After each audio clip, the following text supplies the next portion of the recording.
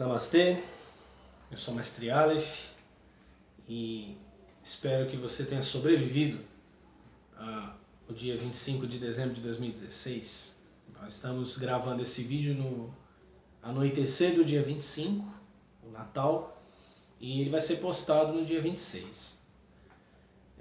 E a essa altura você já deve ter experimentado o espírito do Natal, né? Então, eu sei que eu tive certeza que era Natal quando eu acordei e ouvi um cara gritando na rua: olha, uva tem, a de uva tem, vodka tá cheia e a caipirinha tá saindo. Depois eu saí na rua, encontrei várias garrafas estouradas e latas de cerveja jogadas pela rua. E aí eu senti o maravilhoso espírito do Natal, né? E você talvez já tenha enchido a barriga de comida de extremo inverno europeu, né? No nosso país tropical, no auge do verão. Talvez já tenha passado mal, né? Se não passou, vai passar. Não sei se você já está de ressaca ou deixou a ressaca para o dia 26. O fato é que o Natal é uma data muito esquisita, né? É uma data esquisita porque, primeiro, nem os cristãos concordam com ela. Você vai ver os católicos tratando o Natal como uma data tão sagrada e fazendo as antífonas de Natal, né? Toda aquela preparação para o Natal, com missas especiais, acendendo as velas do Advento e tal. E evangélicos se dividem, né? Os caras dizem que é uma data pagã, outros dizem que é uma data que Jesus não nasceu no dia 25 e que não importa o nascimento de Jesus porque a gente só deve se preocupar com Jesus adulto. Quer dizer, ela é confusa para os cristãos, imagine para aqueles que não são. E aqui cabe uma crítica que eu vou fazer aos ateus, aos adeptos de religiões afro. Eu vou fazer uma crítica a vocês, caras. Vocês estão sempre reclamando da laicidade do Estado, principalmente quando a questão é o aborto, né? Quando a questão é a mulher tem o direito de espremer o feto igual se espreme espinha. Incomodou, espremeu, tá limpo, amanhã faz outro. Vocês não deveriam comemorar o Natal, cara. Vocês não deveriam se aproveitar dessa data. Vocês deveriam defender a laicidade do Estado trabalhando no Natal, trabalhando no Corpus Christi, trabalhando na Páscoa. Tá? Fica a dica aqui. Não sejam incoerentes, porque já bastam os pastores e padres incoerentes. Sejam vocês pelo menos coerentes, ok? Porque se ou o cristianismo é bom ou ele é ruim. Ou o Estado é laico ou ele não é. Tá? Dia 12 de outubro, a mesma coisa. Beleza? Fica a dica. Bom, voltando ao Natal. Na verdade, o que eu quero falar é sobre a família de Jesus. Mas quando eu falo de espírito de Natal, você vai entender do que eu estou falando. Porque a essa altura, no finalzinho do dia, você já teve aquela foto made em Facebook, né? Todo mundo tirando foto de comida, não sei para que aquilo. Aquele momento constrangedor com o tiozão Vin Diesel, né? Aquele cara que você não vê o ano inteiro, que não sabe nada da tua vida, que não se importa com você, que você não gosta dele e que te abraçou, te desejou Feliz Natal, falou de amor, né? Fedendo cervejas, fedendo pinga, fedendo caipirosca, e vocês fingiram que se amam, fingiram que são amigos, fingiram que se importam uns com os outros, né? E essa hipocrisia natalina, engraçado que agora há pouco eu estava vendo no programa da Eliana, para você ver a decadência, né? É o que acontece quando o Natal cai no domingo. A Eliana vestida de Mamãe Noel, essa não é a parte decadente, né, convenhamos, mas ela estava vestida de Mamãe Noel com um monte de crianças de um orfanato. Aí tinha um Papai Noel lá falando, isso aqui é o Natal é amor, o Natal é fraternidade. Cara, é o cúmulo da hipocrisia. Aí depois começaram a entrar empresas, né, que iam fazer coisas para as crianças, e as empresas falando o nome das suas empresas e falando de reformar o mundo. É o cúmulo da hipocrisia. Onde é que você vê Papai Noel, mano? Você só vê Papai Noel em shopping. Quer dizer, é a figura máxima do capitalismo, dessa loucura de Natal. Todo mundo vai se endividar, independente de crise. As pessoas vão se afundar aí para ano que vem reclamarem mais um pouquinho, né? E dizer que o problema é que o ano é ruim, igual 2016, né? O ano é pesado. Cara, olha só, aí começa a roda comercial, né? Porque vai Natal, aí depois Carnaval. E por aí vai, né? Todas as pressões comerciais para que você gaste muito, para que você precise de muito dinheiro, e a gente vai caminhando por isso sem saber mesmo para onde está indo. Então, lidar com família no Natal é bem complicado. E talvez você esteja me dizendo assim, pô, você está sendo insensível, mestre. Porque eu não tenho família, porque eu sou um cara solitário. Nossa, eu daria tudo para ter um parente, para beijar, para abraçar. Você não sabe o que você está falando, viu? Mas tudo bem. Eu daria tudo para beijar o meu parente, que eu não vejo há muito tempo e tal. Eu vou te dar uma boa notícia. Você é menos solitário do que você pensa. Você está se sentindo mais solitário, porque esse é um outro aspecto do Natal, a depressão. Todo mundo se sente sozinho. Todo mundo tem uma ideia de um milagre de Natal, né? De uma mesa farta, daquelas coisas maravilhosas, da reconciliação e do amor. Tudo isso porque o Ocidente desenhou na nossa cabeça uma imagem que não é verdadeira, que é a imagem da Sagrada Família. A única fotografia de família de Jesus, né?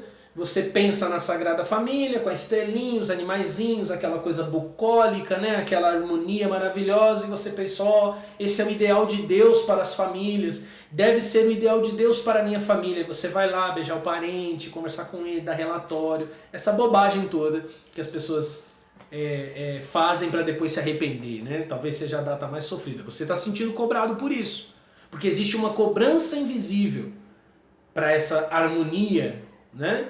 Aliás, se você pensar nesse retrato de Jesus na manjedoura, né, de Jesus nascendo, você vai de convir que ele é um retrato até meio estranho, né, mano? Porque você imagina, tá lá tá Maria, mulher virgem, né? Diz que Jesus foi gerado pelo Espírito Santo em Maria. E José tá lá do lado. Assumiu a criança, porque o anjo falou com ele num sonho, que não era para ele rejeitar, beleza. Aí você imagina José, cara, de repente chegam três caras ricos, com presentes para criança. Você imagina José, né, mano? Ei, será? Olha os caras, um com ouro, outro com mirra, né? Com incenso. Será? Mas não para aí, de repente chegam pastores.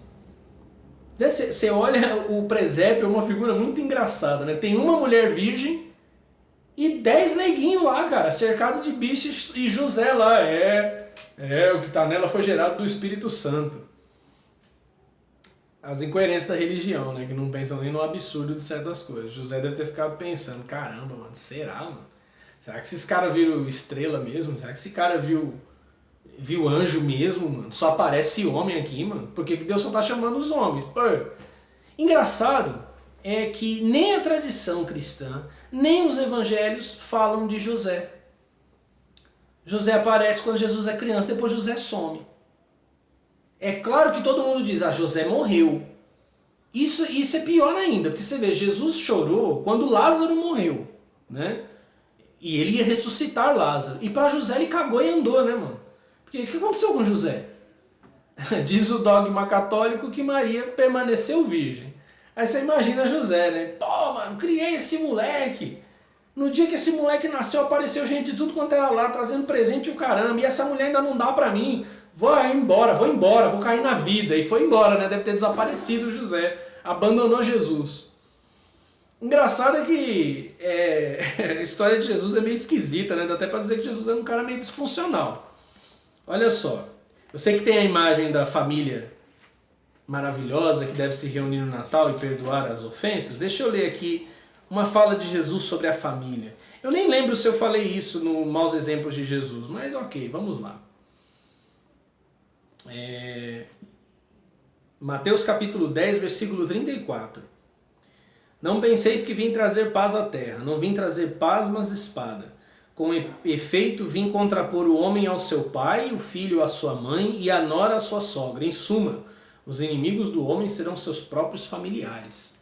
Isso aqui não parece o relato de um cara que reunia a família para comer peru no deserto, você concorda? Ele não parece que ele aprovava o apocalipse peru, que acontece todo final de ano aí pra gente encher a barriga de comida e passar mal no outro dia. Jesus não parece ter crescido num lar cheio de amor, cheio de harmonia, cheio de união. Esse é só um exemplo. Veja bem, o único retrato que se pode pintar da família de Jesus é aquele idealizado retrato da manjedoura, do nascimento do menino. Daí você vai ter um outro episódio, que é aquele que eu já mencionei, de Jesus no templo, né? Aquela confusão toda, aquela bagunça, Jesus some, não avisa os pais ficam putos. E José depois desaparece, muita gente acredita que ele morreu. Tem livros apócrifos que dizem que José era velho, né? E daqui a pouco eu vou ler um texto aqui sobre os irmãos de Jesus. Para você ter uma ideia de como era a família de Jesus. Mas alguns dizem que esses irmãos não eram irmãos mesmo, né? Que eles eram primos ou que eles eram parentes apenas. E que José já era um homem velho, que esses filhos eram de José e tal. Mas isso aí é argumento que vem por conta do silêncio. Esses evangelhos apócrifos foram escritos justamente porque os caras observaram primeiro o desaparecimento de José, para não falar que José era muito velho, morreu antes de Jesus começar a pregar. E francamente, né, cara, para justificar o porquê que José não fez nada com Maria. Quer falar, põe um velho broxa, né? Vamos dizer que José já era velho e era broxa, porque assim ele não vai passar a mão na Virgem. Como se isso segurasse os velhinhos, né? Mas a ideia de quem escreve é preservar a integridade do santo José. E esse é o grande problema. E é isso que as pessoas não entenderam quando eu gravei os maus exemplos de Jesus. A gente tem uma mania de santificar o santo, sabe? A gente tem uma mania de sanitizar a figura do santo. Eu, francamente, sou mais favorável, acho que é muito mais crível que José tenha enchido o saco e sumido, coisa que ele já ia fazer quando Maria apareceu grávida, do que pensar que ele viveu lá, sei lá quantos anos do lado de Maria, não transou com ela, não fez filho e nunca estranhou aquele moleque que cresceu com ele. Até porque as descrições do relacionamento de Jesus com os seus irmãos não são boas. Essa frase que Jesus fala, você pode pensar assim, essa é uma revelação de Deus.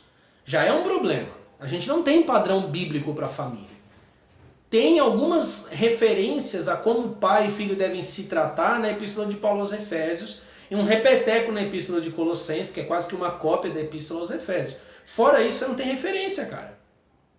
Primeira vez que aparece uma família na Bíblia é lá no Gênesis. Adão e Eva, antes de terem filhos, um fica acusando o outro. Não, eu peguei o fruto porque ela mandou. É lá eu peguei o fruto porque a serpente mandou. Depois os filhos deles, um mata o outro. Caim mata Abel. Se você quiser pensar em família, em construir família a partir da Bíblia, você tá fudido. E a família de Jesus vai pelo mesmo caminho. José é santo a despeito de quem ele foi. A santidade de Jesus é a despeito de quem ele foi. Porque essa santidade não tem a ver com moralidade. Santidade é um aspecto da pessoa divina. Santidade tem a ver com singularidade. Com ser único. Então quando você diz que alguém é santo, independe de como esse cara viveu a vida dele, de quantos vícios ele tinha. A santidade de Jesus, de José, de Maria, é a despeito de quem eles foram. Por exemplo, então, como eu disse, isso aqui você pode pensar que veio de Deus, mas aí você vai ter dois problemas nessa frase de Jesus. Se veio de Deus, Jesus diz que veio separar os familiares. Ele diz que essa é a missão dele. Separar famílias. Colocar pai contra filho. Ok? Agora, você pode entender isso de outra forma. Essa é a experiência de Jesus. Essa é a experiência que ele traz consigo. Né? E que pode ter muito a ver com a sua experiência. Então você vê que esse padrãozinho, essa coisinha bonitinha que se impõe aos outros no Natal... E enquanto se impõe, a sociedade capitalista arranca nosso couro, faz a gente presentear gente que a gente nem gosta, é tipo amigo secreto de empresa, né, mano? Você vai lá dar um carro pra pessoa e ganha um bombom, velho. Essa é uma das coisas mais idiotas que podem ser feitas, né? Esses preceitos, eles são antibíblicos. Eles não têm origem bíblica, eles não têm origem na vida de Jesus. Olha só, Marcos capítulo 3. E em detalhe, o Evangelho de Marcos é o mais antigo dos evangelhos. Marcos capítulo 3 fala uma coisa bizarra sobre a família de Jesus. Mais bizarra do que Jesus falando da missão dele. Jesus começou a pregar, né? E aí no versículo 20 diz que Jesus voltou para casa, de Marcos 3. E de novo a multidão se apinhou, de tal modo que eles não podiam se alimentar. Ele, Jesus e os discípulos, que ele foi para casa com os discípulos. E quando os seus tomaram conhecimento disso, esses seus que tomam conhecimento disso são os parentes dele. E daqui a pouco vai dizer que foram seus irmãos e sua mãe. Daqui a pouco, olha só. Quando os seus tomaram conhecimento disso, saíram para detê-lo, porque diziam, enlouqueceu. Sabe qual foi o testemunho da família de Jesus acerca dele? Ah, não, esse menino, quando ele nasceu, o Espírito Santo que gerou. Ah, esse menino, quando nasceu, brilhou uma estrela, apareceram magos que diziam que vieram ver o rei. Aí depois apareceram pastores, porque os anjos disseram que nasceu na cidade de Davi aquele que será o Senhor. A Maria contou para os filhos, né? Ou para os sobrinhos, né? Se você defender a virgindade perpétua. Não, quando Jesus nasceu, o profeta Simeão falou isso, e a profeta Ana. Não. Eles consideravam que Jesus havia ficado louco. Está sentindo, tá vendo alguma coisa familiar? Quando Jesus revela quem ele é, quando Jesus começa a pregar, a reação da família dele é pensar que ele enlouqueceu. Na continuação do texto, os escribas, que eram os teólogos, falam assim, não, esse cara aí, ele está possuído por Beelzebul. Ele está possuído pelo demônio.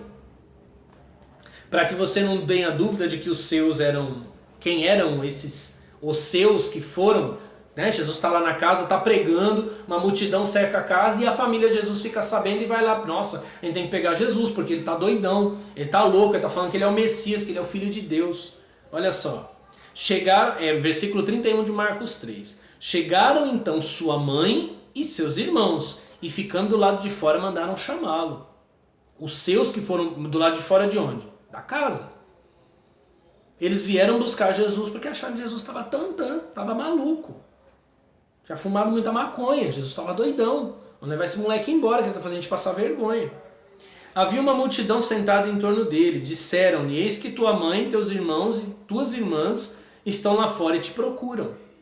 Ele perguntou, quem é minha mãe e meus irmãos? E repassando com olhar os que estavam sentados ao seu redor, disse, eis minha mãe e os meus irmãos. Quem fizer a vontade de Deus, esse é meu irmão, irmã e mãe. Olha o bom exemplo de Jesus de novo aí.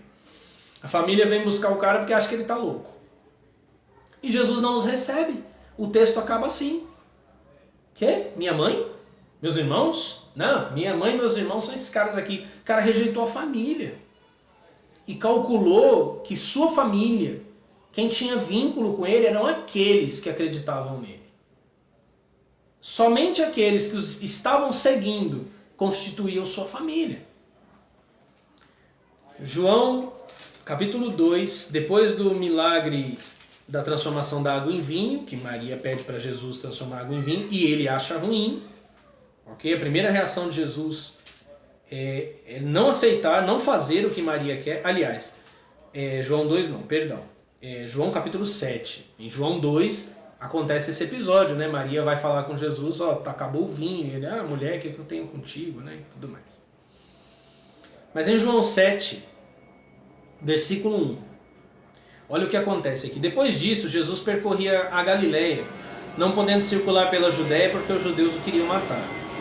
Aproximava-se a festa judaica das tendas. Disseram então seus irmãos, parti daqui e vai para a Judéia, para que teus discípulos também vejam as obras que fazes. Pois ninguém age às ocultas quando se quer ser publicamente conhecido. Até parece que eles estão dando um bom conselho para ele, né? Se você é o Messias, se você faz obras grandiosas, vai para a festa dos tabernáculos e mostra para todos as tuas obras. Mas olha o que o texto emenda. Eles ainda dizem, né? Já que fazes tais coisas, manifesta-te ao mundo, pois nem mesmo os irmãos criam nele. Então o testemunho que você tem uniforme é que aquela fala de Jesus de que veio dividir família, porque já aconteceu na família dele. Lá na casa dele já aconteceu. Então não aceita essa imposição de família feliz, harmônica. Vamos sentar na mesa, as pessoas que nunca se falam, que se odeiam, que falam mal umas das outras o ano inteiro. Vamos tirar uma foto, posar de felizes e católicos, né? No Facebook, no Instagram. E depois a gente volta à mesma hipocrisia e daqui a um ano a gente repete. A família de Jesus é disfuncional. Ela é bagunçada. A mãe de Jesus achou que ele estava louco, o pai desapareceu, Jesus nunca falou do cara. Suponho que o relacionamento não foi dos melhores. Em algum momento alguém vai dizer para Jesus assim, nossa, bem-aventurados os seios que te amamentaram.